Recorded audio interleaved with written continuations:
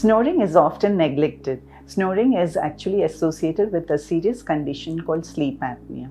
Now, sleep apnea is the root cause for many serious disorders like cardiovascular disorders, strokes, cancers, memory disturbances, daytime sleepiness, weight gain, blood pressure issues, diabetes, and disturbed cholesterol, etc.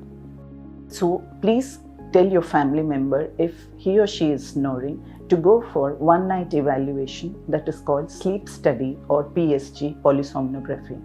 Now this gives us detailed information about EEG, EMG, ECG, and the entire brain recording is going on and the muscle recording is going on all night, and then you come to know various parameters like how many times the oxygen is dipping, how long is the breathing pausing in between, because there's multiple pauses in breathing is the condition called sleep apnea, and this should never be neglected. Sleep apnea can be graded in various ways. They can be mild sleep apnea, moderate sleep apnea, severe sleep apnea. All this is known on this sleep study evaluation. So please advise your family member to go for this evaluation. Snoring should never be neglected.